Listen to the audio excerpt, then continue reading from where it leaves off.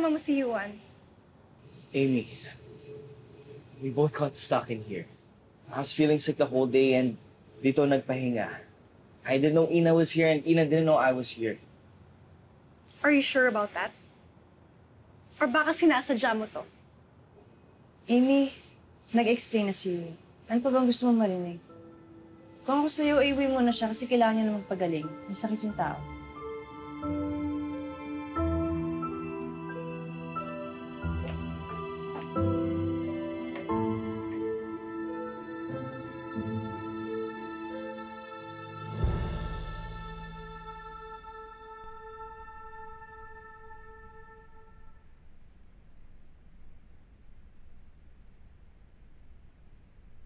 Mataas na yung lagnat mo. Bakit kailangan ka mapunasan para bumaba yung lagnat mo sa mga? Kaya hindi ka lamig.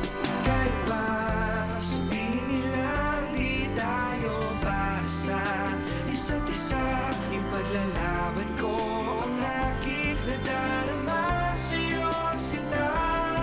Matayog man ang bundok, handa akong akitin pagkakalam ng puso ko. Marami pong mapapakinabangan dito sa bodega, no? Katulad nitong mga decorative materials na to. Magagamit natin to sa paggawa natin ng wall backdrop natin for grand opening. At alam ko na rin kung anong gagawin natin dito sa flowers na to. Pwede nating ipag-combine yung real flowers and plants. Maganda. Bongga! Bongga yun, sis. Ay, parang masyado ka atang na-inspire simula yung nalakay ni Yuan dito, ah. Uy, Ikaw, hindi ka pa nagkikwento. Simula nung nalakayo doon, wala ka ni isang naikwento sa akin. Ano, mag-share ka naman dyan. Ito parang ewan. Huwag kang marites. Walang nangyari, okay? Wala. Weh! Hoy! Hoy, Ina Villarazon! Huwag mo nga akong pinagalo ko dyan. Ano, ang tagal nyo, ilang oras kayo na-snack, tapos ano, nagtitigan lang kayo? Walang galawan? Ay! Wala nga. Ano ba? Bakit ka nauutal? Hindi ako nauutal. Nakikiti ka ngayon, may tinatago ka sa best friend mo? Kasi ikaw, wala ako tinatago sa'yo. Eto nga kasi yung nangyari. Makinig ka muna. Fine, explain.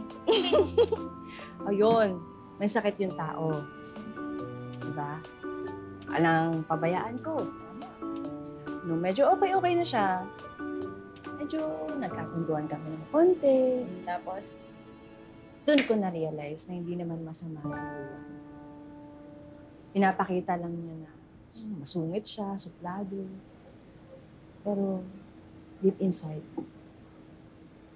malungkot talaga yung tao. O, so crush mo na. Wala akong sinasabing ganun. Crush-crush ka dyan. O, edi sige. O, edi bati na kayo. Okay na. Parang ganun. Pero sana. Di, soon to, ano ka na din? To have a jowa na din. Uy, Bakit? Bagay naman kayo ni Yuan na. ano ba? Doon talaga agad? Punta na yun din yun dun. Naku. Basta ako, open ako sa possibility na maging magkaibigan kami. Kaibigan lang. Muna. Magkaibigan nga kasi. Oo nga. Para mas makatulong sa working relationship namin.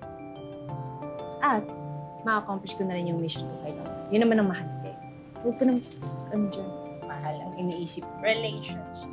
Okay. Working relationship. Okay, Miss Ina. Friends only.